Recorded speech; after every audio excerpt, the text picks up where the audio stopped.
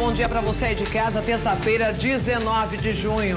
Bom, tá curioso para saber o que vai ver hoje aqui, né? Então, olha só. Polícia continua a investigação da morte de Vitória Gabriele. Novas testemunhas devem ser ouvidas. Jovens morrem após ignorar pedido de parada e serem baleados por policiais. Série de assassinatos é investigada na Bahia. Galpões pegam fogo em São Paulo. Apesar de queda nas refinarias, preço dos combustíveis continuam altos. E técnica simples muda a produção de tomates. O RF com você está apenas começando. Apenas começando com muita notícia e daqui a pouco eu vou mostrar aqui no RF com você como a luz dos celulares, tablets e computadores pode aí prejudicar a sua pele, viu? Já pensou nisso? Você não pode perder então, hein? Um assunto muito curioso aqui no RF com você. Vamos fazer a primeira pausa do programa. Já fez sua selfie, sua foto do dia? Então faça, tem que ser assistindo o RF com você e me manda no WhatsApp 19971024854. Estou esperando a sua participação, como sempre. Mande o seu nome e a cidade, ok? Do dia. Você sabia que a luz do celular, do tablet, notebook, computador pode prejudicar a sua pele? É a nossa reportagem do dia, muito interessante. Se você não sabe, vai ficar sabendo hoje aqui, viu? Interessantíssima essa reportagem. Vamos então para a previsão do tempo, como está o clima em várias partes do Brasil. Limeira, interior de São Paulo, sol entre nuvens, mínima de 13, máxima de 26 graus. Jundiaí, sol entre nuvens também, mínima de 13, máxima de 24 graus. Em Barueri, mínima de 13, máxima de 23 graus, sol entre nuvens também. Agora as notícias. A polícia continua a investigar a motivação da morte da jovem Vitória Gabriele. São várias as hipóteses que ainda não foram descartadas. Até impressões digitais nos patins da menina estão sendo levadas em consideração. A polícia ainda não sabe se a adolescente foi morta na mata onde o corpo foi encontrado ou se foi levada à força dentro de um carro. Um desenhista do Instituto de Criminalística fez um mapeamento da área. Amostras de vegetação e de terra foram recolhidas e serão comparadas com o material encontrado nas solas de sapatos dos suspeitos. Até agora, um único homem está preso e a delegada que investiga o caso pediu a prorrogação por mais 30 dias da prisão temporária de Júlio César Lima. Ontem, ele prestou um novo depoimento. O casal, apontado por ele como responsável pelo sequestro de Vitória, também foi chamado. As digitais dos dois foram colhidas pela polícia e os celulares apreendidos. Outras testemunhas também foram ouvidas. Amigos, parentes, pessoas que conviviam com Vitória. Os investigadores consideram vingança uma das possibilidades de motivação para o crime. É alguém que tenha conhecimento da cidade, da área da cidade. E tem que ser encontrado, tem que ser localizado. Os peritos traçaram também os trajetos possíveis entre o ginásio e o local onde o corpo foi encontrado. A polícia já tem imagens de câmeras de segurança dessas regiões. Ao todo, o material coletado se aproxima de 300 horas de gravações. Todo o material passa por perícia. 2 impressões digitais teriam sido encontradas nos patins e, pelo tamanho, seriam correspondentes à de um homem e de uma mulher. O advogado da família acredita que mais de uma pessoa participou do crime. Ela tem marcas nos braços, né? Dos 2 braços, de que ela foi segurada, agarrada e levada até esse local, né? Então, muito provavelmente 2 pessoas. E a morte de 2 jovens por policiais militares será investigada no Rio de Janeiro. Eles não teriam obedecido uma ordem de parada dos agentes. A mãe de um dos jovens foi à divisão de homicídios da Baixada Fluminense prestar novos esclarecimentos durante a noite. Tia, me empresta um dinheiro para dar entrada numa moto. O que ele mais queria era isso. De acordo com testemunhas, os 2 jovens saíram para dar um passeio de moto e não obedeceram a uma ordem de parada dos policiais militares. Os agentes atiraram, acertando Vitor Oliveira, que estava na garupa. Durante a perseguição, a viatura derrubou a moto. Em seguida, ainda segundo testemunhas, os policiais atiraram contra o piloto, o adolescente Vitor Hugo.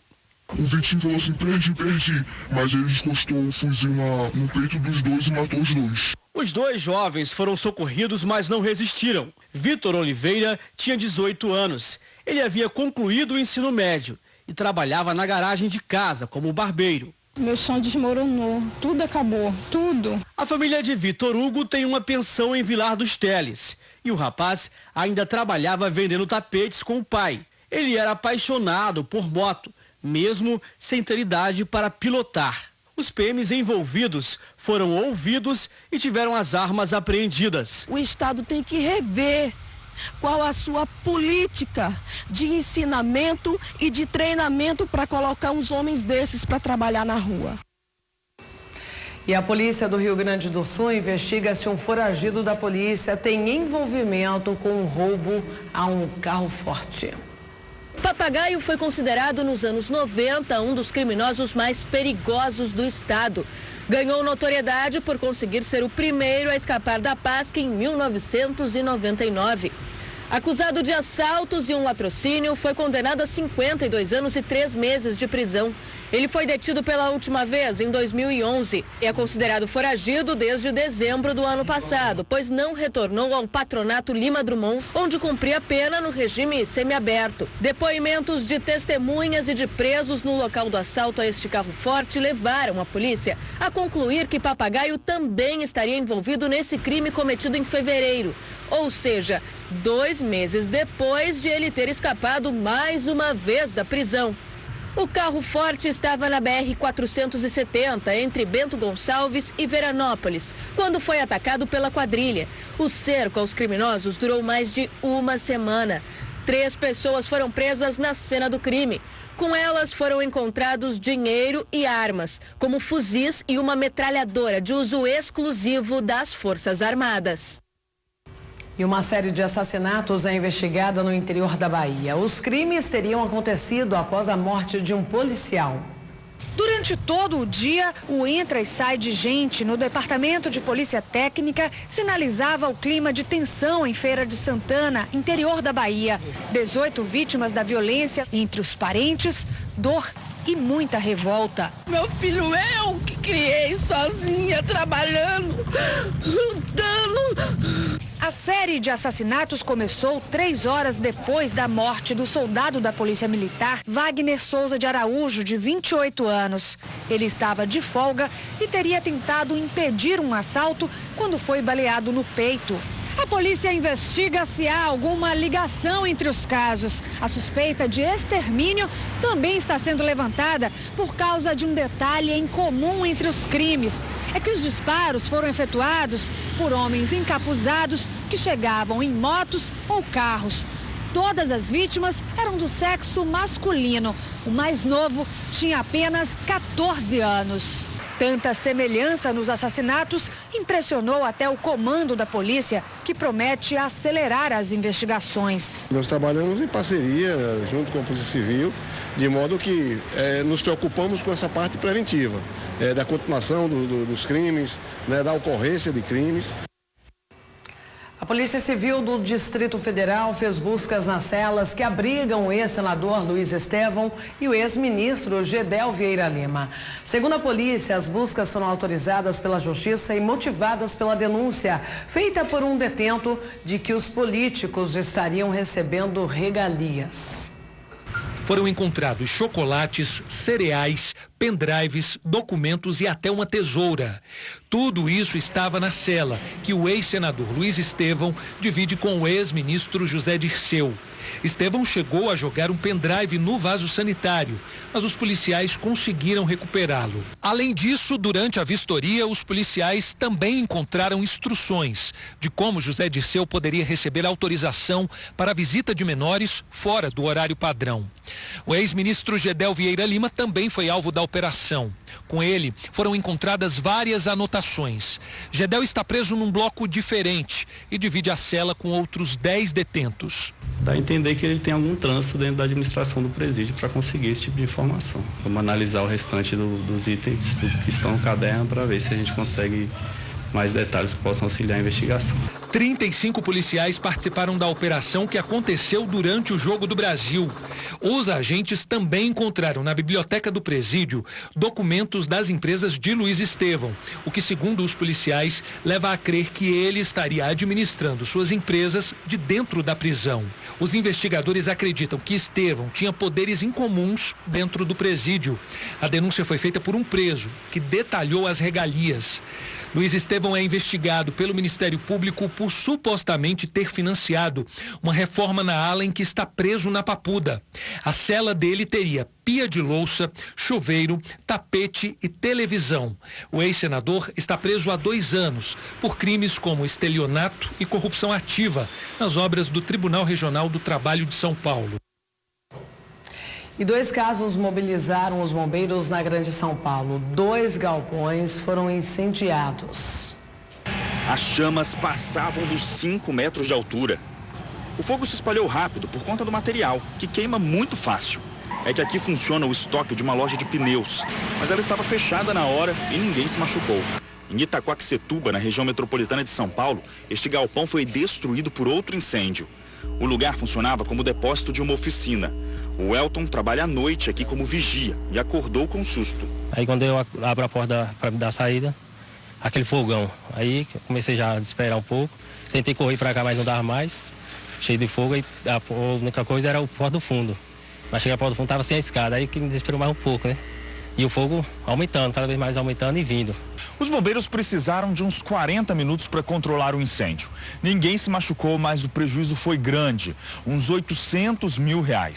No total, 13 caminhões ficaram destruídos. Como o do Cleveland. Ele vende hortifruti na avenida e guardava o caminhão aqui à noite. Cheguei aqui e o caminhão ficou só a carcaça. E agora, o que você pretende fazer? Você tem seguro? Não tenho seguro. Vou ver o que vai ser feito com o pessoal, o dono do barracão, né? E ver o que a gente faz. Que prejuízo, hein? E a política do frete tem gerado muita polêmica. É que um apontamento do CAD revela que as mudanças podem gerar a prática de cartel. O parecer representa uma derrota para os caminhoneiros. O CAD, ligado ao Ministério da Justiça, é responsável pela regulamentação das relações econômicas para evitar desequilíbrios que afetem as regras de mercado. Em resposta ao ministro Luiz Fux, do Supremo Tribunal Federal, o Conselho declarou que o tabelamento do frete é contrário aos interesses dos consumidores e dos próprios caminhoneiros, por aumentar preços e distorcer a concorrência, gerando resultado semelhante ao da cartelização. O parecer do CAD também diz que o tabelamento do frete não traz benefícios ao consumidor, que é quem vai acabar arcando com o aumento de preços. O Ministério da Fazenda também já se manifestou formalmente contra a medida. Em parecer também encaminhado ao STF, a NTT sustenta que a medida busca corrigir uma distorção do mercado causada pelo excesso de oferta do serviço, que teria derrubado os ganhos dos caminhoneiros. Já o Planalto, que propôs o tabelamento do frete para encerrar a greve da categoria, transfere a decisão para a Justiça. Isso aqui está no Judiciário, né? Há uma ação no Judiciário. Vamos esperar o Supremo decidir. Se o Supremo decidir de outra maneira, evidentemente, nós vamos obedecer a decisão do Supremo. Bom, e em novos depoimentos, o sítio de Atibaia atribuído a Lula voltou a ser discutido na Justiça. As informações foram passadas por um funcionário da OAS. O encarregado de obras da OAS, empreiteira acusada de bancar parte da reforma do sítio de Atibaia em troca de contratos com a Petrobras, disse que a construtora pediu sigilo sobre a reforma da propriedade. Desde o começo, quando a gente foi na mesa, fizeram reunião comigo, com o Mauro, já comigo, eles pediram para a gente não ter sentido, que a gente trabalha no sítio do presidente. Quem pode ficar sabendo disso, nem aqui na empresa, nem fora. e que a gente não usasse o uniforme da empresa, foi feito um uniforme só de seu nome da empresa, que não usasse o crachá quando fosse para lá. O encarregado também disse que Lula e Dona Marisa Letícia faziam cobrança sobre o andamento das obras. Segundo ele, o ex-presidente usava o caseiro do sítio para pressionar pela reforma. Já Marisa Letícia conversava pessoalmente com os operários. A ex-primeira, quando eu encontrava com ela ia para o sítio toda quarta-feira. Eu não lembro de nenhum desses meses que eu passei dela na quarta e nos finais de semana. O funcionário da OAS também disse que Dona Marisa Letícia nunca perguntou sobre custos e que tudo sempre foi pago pela empreiteira. Segundo o Ministério Público Federal, o imóvel pertence a Lula. O ex-presidente nega. Como prometia, a campanha de vacinação contra a gripe em Limeira foi ampliada para 2 faixas etárias. Além disso, a vacinação vai durar mais tempo. Quem faz parte do grupo prioritário e ainda não se protegeu contra a gripe ganhou mais alguns dias para procurar os postos de saúde e se vacinar. É que a campanha foi prorrogada mais uma vez. De acordo com a orientação do Ministério da Saúde, as vacinas serão aplicadas até o dia 22 de junho. Tudo isso porque a meta de imunização não foi atingida no país. E em Limeira não foi diferente. O grupo que está mais próximo é o do idoso, mas os demais grupos estão muito abaixo do esperado. No total, foram aplicadas 45.525 doses para os grupos prioritários na cidade. O grupo que teve maior alcance na campanha foi o de idosos, com 29.070 pessoas imunizadas. A menor procura foi de puérperas, com 299, seguida de gestantes, com apenas 1.380 mulheres imunizadas. Mas a novidade é que a campanha foi estendida dentre 2 grupos. Houve uma ampliação para crianças de 5 a 9 e de 50 a 59, mas ele não é grupo prioritário, tá? Então a prioridade ainda são aqueles que pertencem aos grupos que estavam indicados. Sendo assim, a partir de agora e até o dia 22 de junho, podem tomar a vacina em Limeira. Aqueles que já fazem parte do grupo prioritário, que são crianças de 6 meses a menores de 5 anos, idosos, gestantes, puérperas, trabalhadores da saúde, professores, pessoas com doenças crônicas, pessoas privadas de liberdade e jovens de até 21 anos que cumprem medidas socioeducativas, além daqueles que pertencem à faixa etária que foi ampliada, sendo crianças de 5 a 9 anos e adultos de 50 a 59 anos. A baixa procura preocupa a Secretaria de Saúde. É que com a chegada do inverno tende a aumentar o risco de doenças respiratórias. Só no outono, em Limeira, 3 casos de H1N1 já foram confirmados. Em um desses casos, uma idosa de 70 anos não resistiu. É importante que a pessoa esteja protegida quando chegar o inverno mesmo, né? Nós já temos casos acontecendo e nem chegamos ainda no período que tem uma probabilidade maior. Então é preciso que esse grupo que não tenha se vacinado procure pela vacinação para ficar protegido agora, né? Que já começa essa semana, né? O inverno e pode ter a ocorrência de casos, né? Na última sexta-feira, uma mulher que estava internada em Limeira com síndrome respiratória grave não resistiu. A suspeita é gripe A, mas exames ainda vão confirmar o subtipo de vírus. Por isso, a importância de se vacinar. Segundo a coordenadora da Vigilância Epidemiológica de Limeira, após o fim da campanha, as vacinas ainda estarão disponíveis, até para aqueles que não fazem parte do grupo prioritário. Mas a quantidade disponível não garante a cobertura de toda a população, já que não se trata de algo obrigatório. Nós temos o compromisso de vacinar os grupos indicados. O que nós recebemos de vacina é suficiente para esse público. Agora, depois que encerrar, que o Ministério definir que acabou a campanha, que não tem mais, que foi fechado tudo, aí o que tiver na unidade, a população pode se vacinar, mas não há um compromisso de ter vacinação para a população toda, porque isso não vai acontecer. Então, o que nós precisamos é estar focado no grupo prioritário, que são esses que têm o maior risco de adoecer e de se complicar, mas depois que tudo estiver encerrado, né, o que tiver na unidade e que a pessoa conseguir vacinar, ela pode se vacinar, mas lembrando que não tem essa obrigatoriedade de vacinar o grupo que não está indicado. Falando em vacina, a Secretaria Estadual de Saúde vai ampliar a vacinação contra a febre amarela para todas as cidades do estado de São Paulo. A decisão foi tomada após a morte de 3 macacos em maio. Com isso, a capital paulista soma 159 mortes de macacos causados pela doença desde outubro de 2017. Cerca de 56% da população foi imunizada contra a doença desde a primeira fase da campanha. Um índice baixo se comparado à meta, que é de 95% de cobertura. A orientação é que as pessoas que passem pelas áreas de risco da doença estejam vacinadas há 10 dias. Segundo a Secretaria Municipal de Saúde, as novas confirmações são um alerta de que o vírus continua em circulação. Apesar da queda no número de casos positivos da doença nos últimos meses, além da morte dos macacos, a capital paulista soma 14 casos em humanos que foram contraídos na cidade de origem. 7 evoluíram para óbito. Outros 106 casos importados foram registrados na capital paulista em 2018. A vacina está disponível em todos os postos da capital até o dia 30 de junho. E para receber a dose é preciso levar documento de identificação e, se possível, carteira de vacinação e cartão do SUS. Mudando de assunto, o preço dos combustíveis caiu, mas só nas refinarias. É que o consumidor ainda não viu redução nenhuma nas bombas.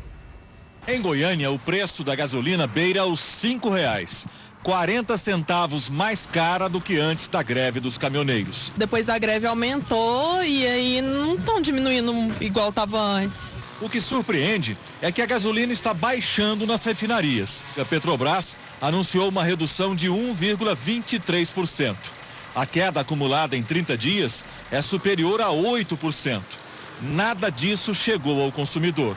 Pode ter tido essa baixa, mas para as pessoas ainda não foi repassado. A explicação do Sindicato de Postos de Combustíveis de Goiás para não repassar a queda de preços na refinaria é que o varejo estaria tentando recuperar a sua margem de lucro perdida antes e durante a greve de caminhoneiros. Com esses aumentos diários da Petrobras, não foi possível repassar na sua integralidade e, óbvio, quando o preço cai, a tendência agora é que os postos tentem recompor essa margem.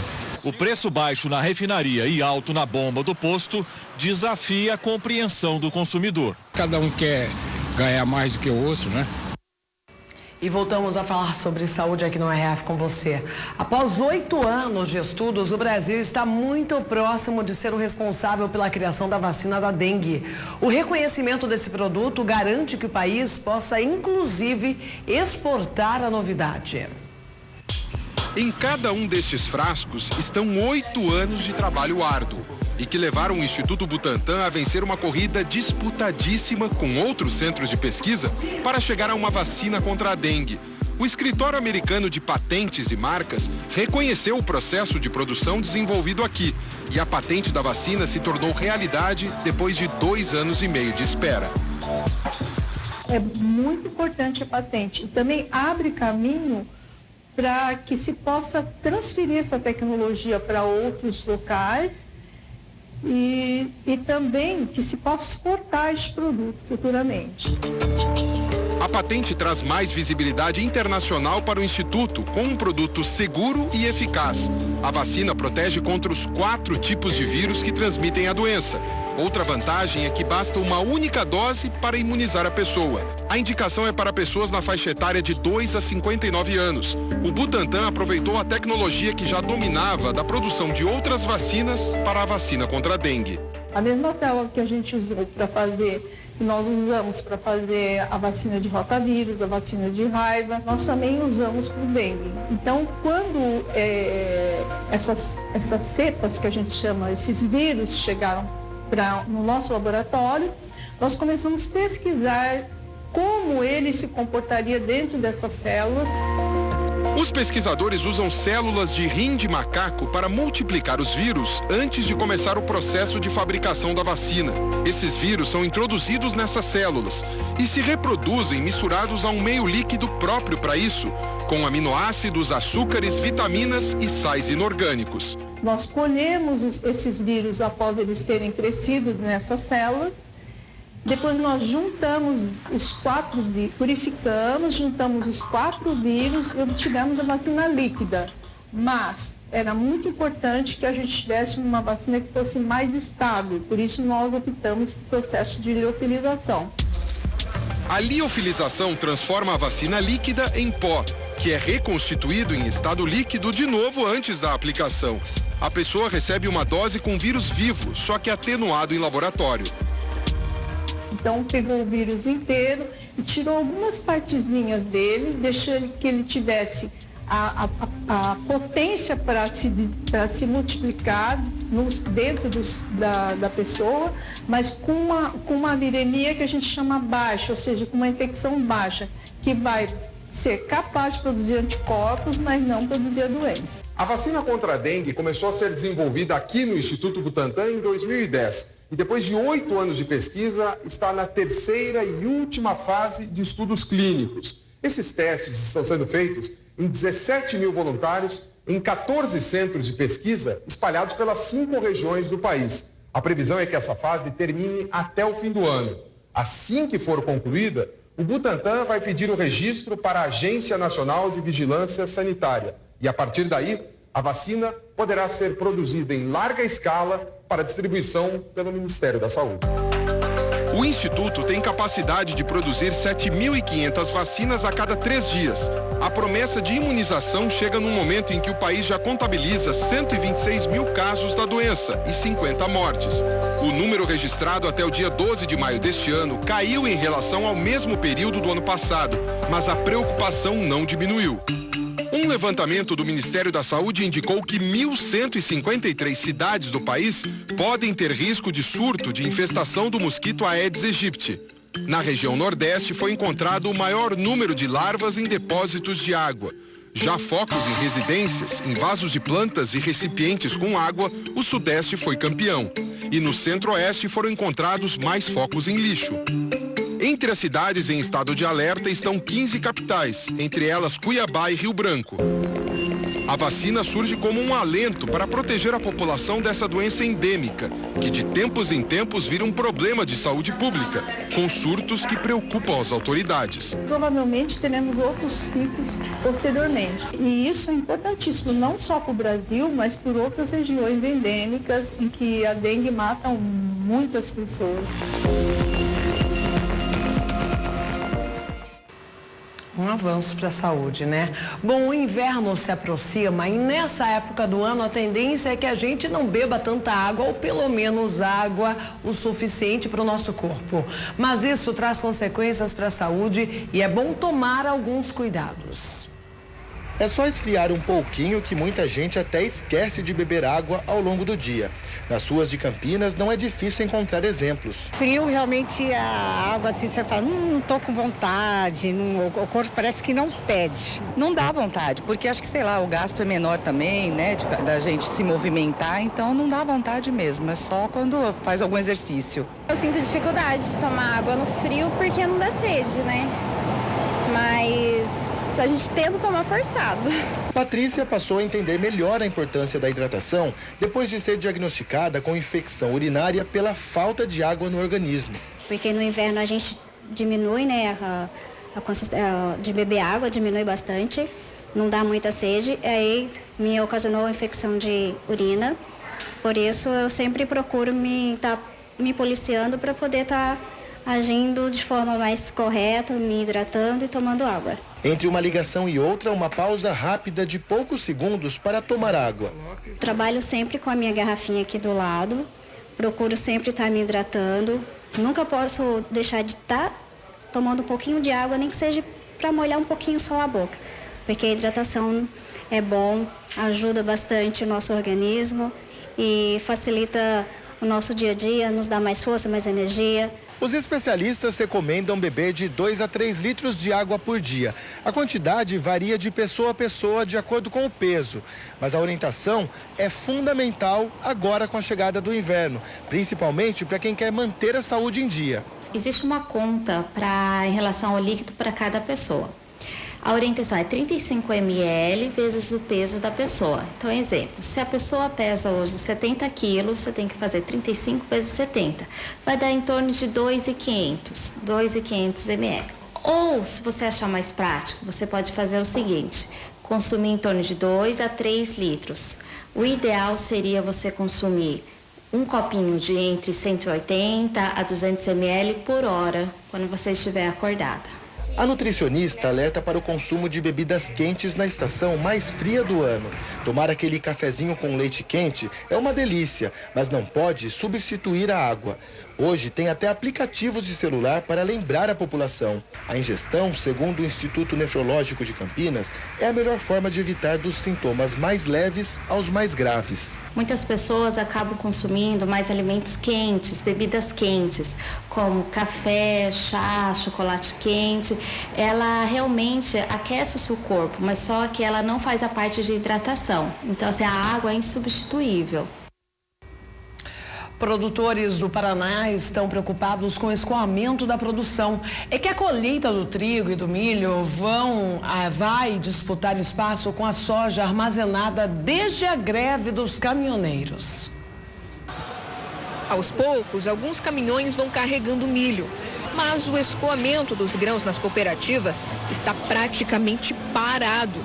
O barracão, com capacidade para 30 mil toneladas, está quase cheio de soja. Esses produtos ficam retidos nos silos e as empresas compradoras de grãos, principalmente as trade para exportação, paralisaram totalmente a comercialização porque eles não podem nem retirar o produto que eles têm comprado e vendido. E o custo do transporte deve ser absorvido pelo produtor rural. Que se continuar nesses preços, eles vão adquirir frota própria, porque a frota própria transporta por metade disso ou por menos da metade disso. Além do impacto econômico, a preocupação é com o setor de armazenamento. Isso porque 35% da soja que foi colhida aqui no oeste do Paraná ainda está parada nos armazéns. E logo tem a colheita do trigo e do milho. Quando o grão sair da lavoura, também vai precisar de local para ser armazenado. Eu acredito que isso pode criar um momento de gargalo na questão da safra nova, que vai se colher agora do milho.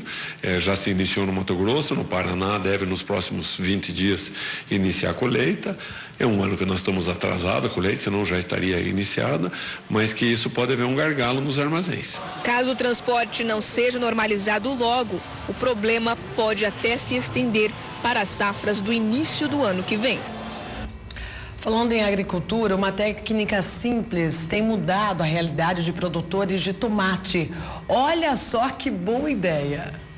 O trabalho é intenso e todo feito pelas mãos dos próprios agricultores, desde a poda até o ensacamento dos tomates. Em um dia, pelo menos 500 saquinhos como este foram colocados nas flores, que em pouco tempo se transformarão em frutos. A produção de forma sustentável garante a proteção do solo, o uso racional da água com irrigação por gotejamento e não possui contaminação por agrotóxicos. Normalmente o tomate você aplica dia sim, dia não. Você aplica agrotóxicos defensivos, né? Esse tomate aqui está com 48 dias e até hoje nós não aplicamos nenhuma vez. Esta é a primeira lavoura do projeto Tomatec. 1000 pés da espécie italiano foram plantados em abril, nesta propriedade de Santa Cruz, em Campos. A área destinada ao cultivo tem 720 metros quadrados. Para o Vando, é uma novidade. Ele estava acostumado a plantar cana, agora se adapta à nova modalidade e já faz planos para o futuro. Um produto diferenciado, né, sem agrotóxico, que a gente espera realmente um preço melhor e o consumidor optar por esse produto de qualidade. Os tomates ficam embalados durante todo o desenvolvimento até a colheita, que está prevista para acontecer na primeira quinzena de julho. E a estimativa é colher 10 toneladas do produto só nesta área. Essa produtividade é otimizada através desse controle maior que se tem, até mesmo principalmente da questão de praga. O cronograma engloba ainda 5 unidades de plantio no município ainda este ano. Os frutos poderão ser comercializados para abastecer o comércio da região. Uma pesquisa revela que a polinização feita pelas abelhas é que determina o formato das frutas, como um morango, por exemplo. Curioso, né? Vamos ver agora. Grandes, bonitos, mas com pequenas imperfeições. Depois de mais de 21 anos de estudo, esta pesquisadora da Embrapa descobriu que o formato do morango é determinado pelo processo de polinização. O morango ele vem do miolo da flor, né? Ele se desenvolve o fruto do miolo da flor. Embora ele seja um falso fruto, né? Porque a polpa que a gente come, ele vem de uma outra estrutura da flor. Os frutos verdadeiros, que são os pontinhos pretos que ficam em volta desse fruto, eles precisam ser, então, polinizados para serem fecundados, para estimular essa parte da flor a crescer e formar a polpa que a gente come. Para o produtor conseguir um morango bonito, ele conta com uma aliada fundamental, a abelha. Ela é responsável por espalhar o pólen dentro da flor e, assim, formar o fruto. Sem um inseto, a produção de alguns tipos de morango seria praticamente impossível. Em geral, o vento dá uma contribuição, mas o vento ele é algo que é ao acaso, então você não pode depender do vento para uma produção. As espécies mais importantes na plantação de morango são a abelha africanizada, que tem ferrão, e a irapuá, que não pica. Algumas estufas contam com uma caixinha com abelhas, mas esse não é o caso do seu Osvaldo, produtor de morango há quase 50 anos. Como a plantação fica perto da natureza, os insetos sempre fazem uma visita e já são quase da família. Cada vez mais que a gente se aproxima da natureza, você vai tendo um produto diferenciado. Do laboratório para os mercados, o estudo pode facilitar a vida dos consumidores. Esta dona de casa agradece. Para fazer pudim com calda, ela é bem rigorosa na escolha. O importante está bom. Tá docinho, vermelhinho. Aí sim. Você vai ver como a luz dos celulares, tablets e computadores, as luzes aí da tecnologia, né? Podem prejudicar a sua pele e até causar doenças, inclusive, viu? É daqui a pouco. Bom, prometida a foto, então pode mostrar as primeiras participações aqui. Beijão pro Cristóvão, de Valente, Bahia. Super beijo pra você, viu? Ótima terça-feira. Santiana, de Formoso, Minas Gerais. Beijão pra você também. Ótima terça pro Moisés, Grão Mogol, Minas Gerais. Ana Célia, de Garanhuns, Pernambuco. Beijão, viu, Ana Célia?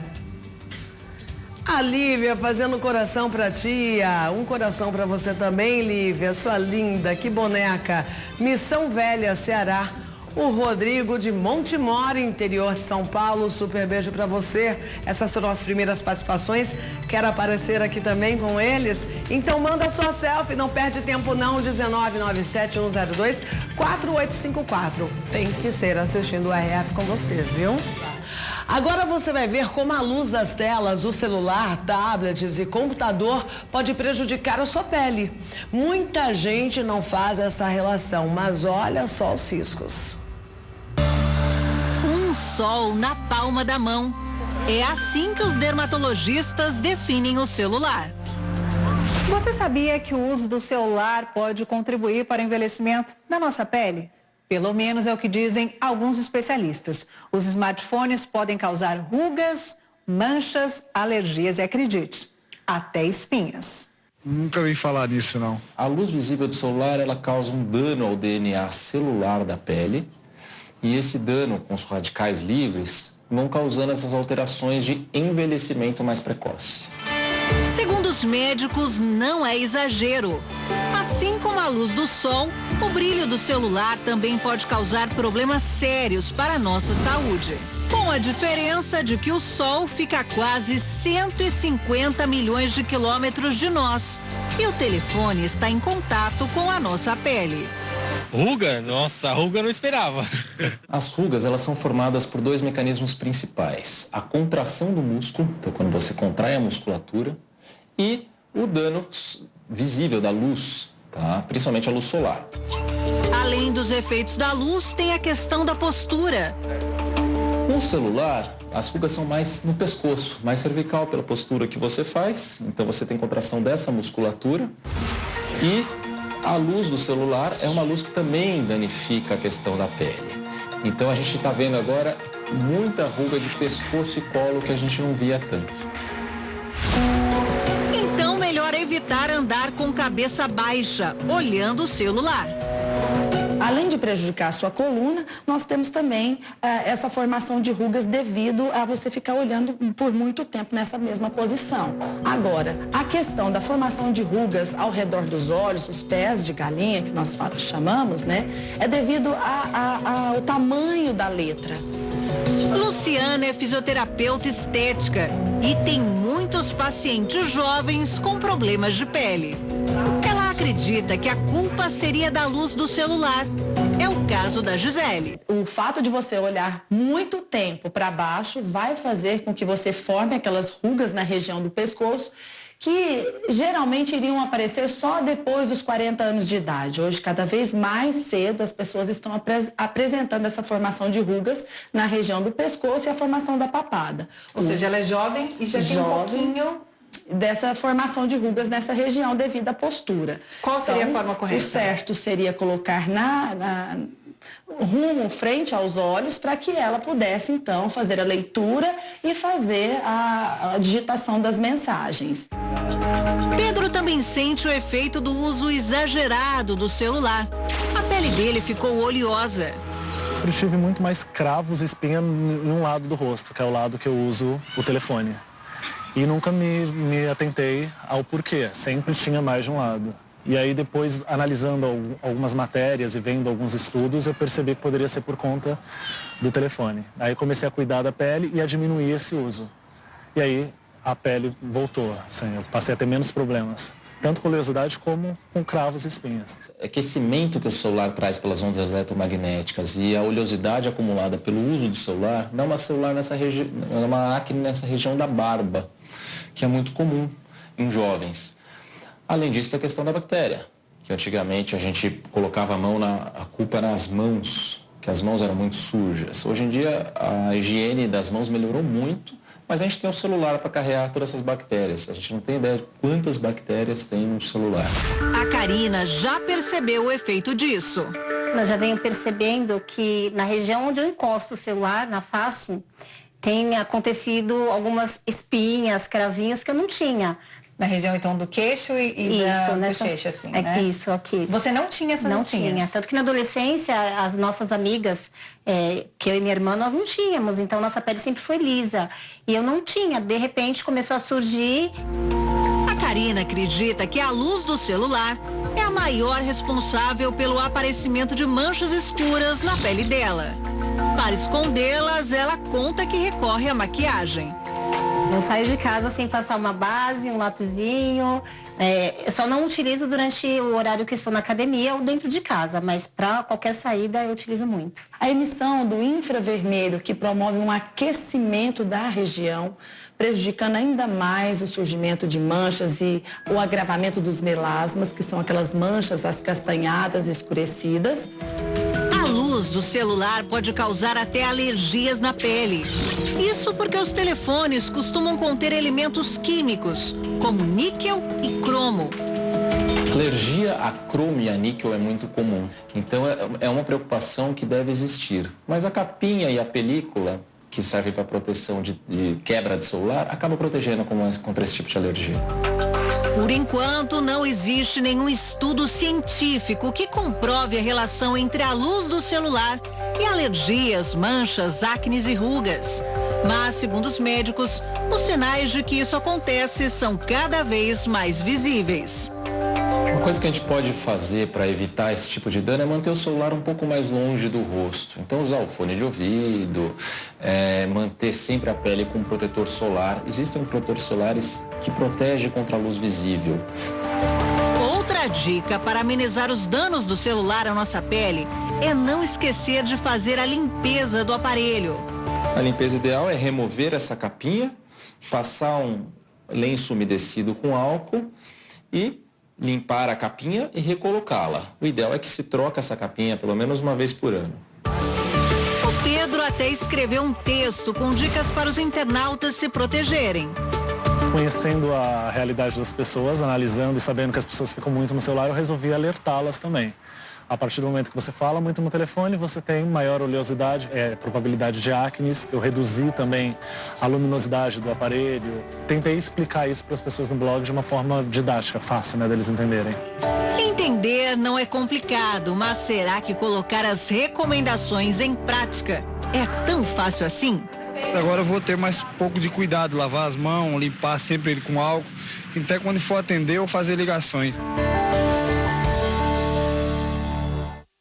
Porque difícil mesmo é ficar sem o celular, não é mesmo? E sobre saúde, cientistas fizeram uma biópsia e retiraram um pedaço de um tumor de uma paciente com câncer de mama. Dentro dele encontraram células de defesa que não conseguiram identificar e atacar o tumor por serem pequenas e fracas. No laboratório, os pesquisadores isolaram e multiplicaram 2 tipos dessas células e criaram um verdadeiro exército natural de combate ao câncer, que foi injetado no corpo da paciente. E o resultado desse novo tratamento é surpreendente. Olha só. Port St. Lucie, na Flórida. Nessa cidade ensolarada, mora a americana que foi destaque em jornais e programas de televisão do mundo todo na última semana. Judy Perkins tem 52 anos. Ela nos recebe sorridente, pronta para contar como driblou um câncer que já não tinha solução. Engenheira, atleta, Judy descobriu em 2003 um câncer de mama. Uma cirurgia controlou a doença. 10 anos depois, ele voltou ainda mais agressivo. Nem a quimioterapia fazia efeito. I didn't have a complete response. Foram 12 tentativas diferentes, tratamentos hormonais, coquetéis de remédios e uma terapia que deu certo por 6 meses, mas acabou com as plaquetas no sangue da Judy, que são responsáveis pela coagulação do sangue. And you kind of need platelets. Ela brinca que um simples corte no dedo poderia levá-la à morte. Em junho de 2015, o médico advertiu. Judy tinha no máximo 3 anos de vida. When I got the news, ela contou que ficou em choque com a notícia. Levou 2 semanas para aceitar o que estava acontecendo e resolveu aproveitar o tempo que restava. Just absorbing the... Enquanto pôde, Judy correu o mundo, com o marido e às vezes com os filhos também. Foi conhecer os lugares que sempre sonhou visitar, mas que até então o tempo ou o dinheiro não tinham permitido. Ela foi esquiar, remar no Grand Canyon, subiu montanhas no Nepal. Well, so I got the spare room ready because... Quando a energia foi diminuindo, Judy arrumou o quarto de hóspedes da casa para não incomodar o marido nas noites de insônia. Ela se preparou para ler muitos livros e ver filmes na televisão, até dormir para sempre, lembra? Until I went to sleep. Judy queria morrer em casa. Ela lembra que sempre pensava: tive uma vida muito boa, viajei bastante, sei que tive sorte. Claro que eu queria ter mais tempo com a minha família, mas seria hipócrita se começasse a reclamar. No final de 2015, já em fase terminal da doença, Judy soube de uma pesquisa que estava para começar e se inscreveu como voluntária. O Instituto Nacional do Câncer, que fica no estado de Maryland, a 1.500 quilômetros de distância, já usava a chamada imunoterapia com sucesso no combate ao melanoma, um tipo agressivo de câncer de pele. Mas o Instituto queria testar uma variação do tratamento em pacientes com câncer de mama. Já bem magra, Judy foi aceita na pesquisa porque tinha mais de um tumor. A doença começou na mama esquerda, mas se espalhou pelo organismo, formando as chamadas metástases. Nessa época, Judy já tinha um tumor sob o osso externo e 5 lesões grandes no fígado. Os cientistas fizeram uma biópsia e retiraram um pedaço de um tumor de Judy para analisar em laboratório. Dentro dele, encontraram células do sistema imunológico da paciente, células de defesa, que conseguiram identificar e atacar o tumor, mas não tiveram força ou não estavam em número suficiente para combater a doença. No laboratório, os pesquisadores isolaram e multiplicaram 2 tipos dessas células. Criaram um verdadeiro exército natural de combate ao câncer, que foi injetado no corpo de Judy e venceu a guerra. Eram ao todo 81 bilhões de células, cópias feitas em laboratório a partir das células produzidas pelo próprio sistema imunológico da paciente. 3 meses e meio depois, o exame mostrou que os tumores e manchas já tinham sumido. E Judy está assim, livre da doença há 2 anos. O resultado foi divulgado só agora, porque os pesquisadores queriam ter certeza de que o tratamento tinha dado certo. A comunidade médica do mundo todo comemorou, como explica esse oncologista do AC Camargo, hospital de referência no combate ao câncer em São Paulo. E chamou muita atenção porque foi com uma paciente com câncer de mama. A gente sabe que câncer de mama está dentre os tumores que respondem mal à imunoterapia de maneira geral. E através de uma individualização foi conseguido fazer com que o sistema imunológico despertasse para esse tipo de tumor e conseguisse realizar esse resultado brilhante. Por enquanto, Judy é a primeira e única experiência bem-sucedida dessa nova linha de pesquisa. As outras 2 voluntárias que se submeteram ao tratamento logo depois dela não tiveram bons resultados. A primeira paciente pegou uma bactéria e morreu. No caso da segunda, o exército de defesa montado em laboratório simplesmente não funcionou. Agora, uma nova voluntária deve começar o tratamento daqui a 5 meses. Os pesquisadores do Instituto Nacional do Câncer anunciaram que o processo ainda é altamente experimental, mas tem potencial para funcionar para qualquer tipo de câncer, inclusive para os mais difíceis de se tratar, como os de próstata e ovário, além dos tumores de mama. No momento, os cientistas ainda estão tentando entender exatamente como aplicá-lo e precisam realizar testes em larga escala, como se trata de uma terapia extremamente personalizada que envolve a escolha e reprodução de células em laboratório. O que funciona para um paciente pode simplesmente não funcionar para outro. Um tratamento ainda muito complexo, inicial nesse aspecto. E a gente precisa de dados mais maduros para que a gente possa começar a tentar introduzir isso na própria clínica. And usually with clinical trials. Judy diz que é uma cobaia de ouro e explica o porquê. É que voluntários de tratamentos experimentais recebem o triplo do cuidado e da atenção dos médicos. Ela conta que quando se inscreveu na pesquisa, não esperava grandes resultados. Mas 1 semana após o início do tratamento, ela reparou que o tumor na mama começou a diminuir. But the tumor kept shrinking. Em menos de 1 mês, Judy já se sentia curada. Tanto que se juntou a uma equipe de remadores e embarcou numa expedição de 320 quilômetros ao redor da Flórida. Foram 5 semanas. Ela remava de madrugada. Judy conta que logo no início da viagem caiu do barco e precisou da ajuda da guarda costeira. Sempre bem-humorada, ela brinca. Já pensou se eu morro afogada? Depois de tudo isso, meus médicos iam ficar muito bravos. From a stupid kayak race after they scared me. Os preparativos que Judy fez para a morte ficaram para depois. Agora os planos são outros. A engenheira aposentada planeja voltar a estudar. Quer investir numa outra carreira. A nova Judy quer se reinventar num curso de enfermagem. Para os pacientes, ela será uma prova viva de que é uma questão de tempo até que a cura esteja ao alcance de todos. Com certeza a gente espera um futuro de melhores resultados e a possibilidade de poder curar alguns pacientes com câncer no seu estágio mais avançado. Hora de tirar todas as dúvidas sobre seguro para carro. Veja em nosso quadro de Direito do Consumidor. Olá, pessoal de casa, tudo jóia? Gente, nós separamos aqui algumas dúvidas dos nossos telespectadores sobre seguro de carro e hoje a gente vai falar um pouquinho sobre elas também. E se você tiver alguma outra dúvida sobre algum assunto jurídico, manda pra gente aqui por WhatsApp que está aparecendo, que nós vamos ter o maior prazer em respondê-las. Bom, falando sobre seguro de carro, a primeira dúvida que surge com frequência é sobre, no caso de uma colisão e a pessoa estiver dirigindo sob o efeito de drogas e álcool. Gente, essa dúvida ela é muito tranquila no seguinte sentido. Uma vez que você esteja conduzindo bêbado ou sob efeito de drogas, obviamente que a seguradora não vai pagar aí essa colisão, ela não vai lhe indenizar.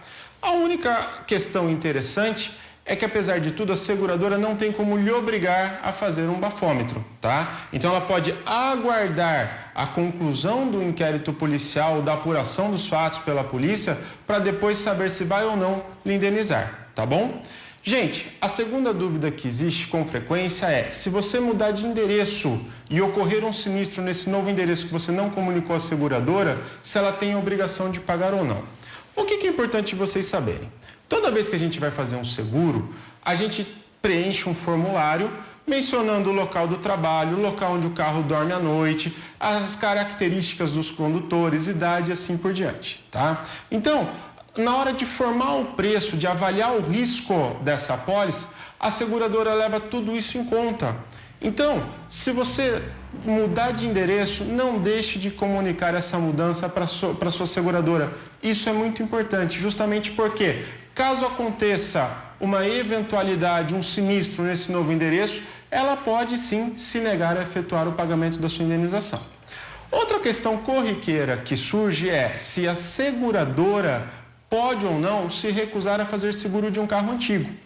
Gente, carro antigo tem toda uma questão de peças, de mecânica e uma dificuldade maior do que carros novos. Então, seguro é um contrato como qualquer outro, é uma manifestação de vontade das duas partes.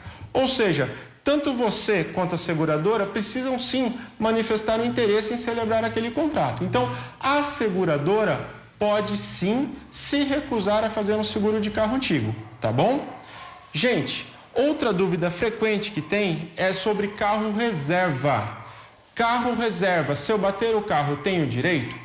Na verdade, o carro reserva, ele é um opcional do seu contrato, da sua apólice de seguro. Então, não é automático. Muita gente acha que é automático. Não. Você precisa contratar a opção do carro reserva para, em uma fatalidade, ter direito a essa cobertura. Tá bom? Não é automático, pessoal. Outra dúvida que o pessoal tem é: se eu emprestar um carro para um amigo, para um conhecido, e acontece um acidente, uma colisão, a seguradora tem o dever de indenizar?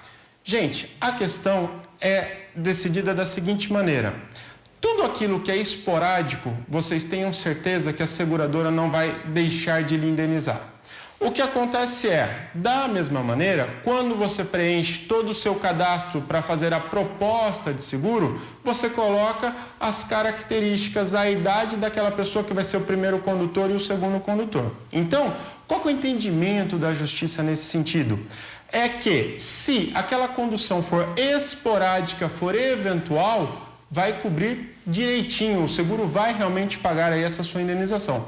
Todavia, se essa condução, depois de constatada, era uma coisa habitual, frequente, aquela coisa do pai ou da mãe que acaba fazendo seguro para o filho que recém tirou carta a guiar o carro diariamente, isso realmente pode gerar um problema e a seguradora pode sim se recusar ao pagamento, tá certo? Gente, outra dúvida muito curiosa que mandaram aqui pra gente: se eu tiver o nome sujo, eu posso fazer um contrato de seguro? Sim, isso não muda nada, tá? Então, o fato de você ter uma restrição ou um nome no órgão de proteção ao crédito não impede você de celebrar um contrato de seguro. O que pode acontecer numa eventualidade é justamente a seguradora, analisando o seu perfil e o seu risco financeiro, mensurar isso no valor da apólice que ela vai te cobrar, tá bom? Gente, por último, a sétima questão que a gente tem hoje é: se eu trocar de seguradora, eu perco o meu bônus. Bônus é justamente um benefício concedido àquele bom motorista, aquele bom condutor que não aciona o seguro. E à medida que a classe de bônus vai subindo, você tem uma redução progressiva no valor da sua apólice no ato da renovação. Só que esse benefício, é importante vocês saberem, ele é do próprio condutor, ele não é da seguradora. Então você pode transferir sim seu seguro ou renovar com uma outra seguradora, que você não vai perder esse benefício, tá bom? Gente, essas foram 7 perguntas aí corriqueiras sobre seguro de carro. Foi um prazer responder para vocês e volto a falar: se tiver alguma dúvida, manda aqui para nós pelo telefone do WhatsApp, tá bom? Pessoal, até a próxima, espero vocês com mais uma dica legal.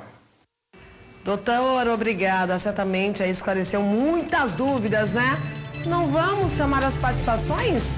Não dá tempo, tenho que encerrar. O produtor já falou, Marielle, encerra. Você mandou a sua foto? Eu recebi várias aqui, eu já vi, viu? Amanhã, prometo, começo o RF com você, mostrando você aqui para todo o Brasil, viu? Perdão, um beijão e até amanhã, se Deus quiser.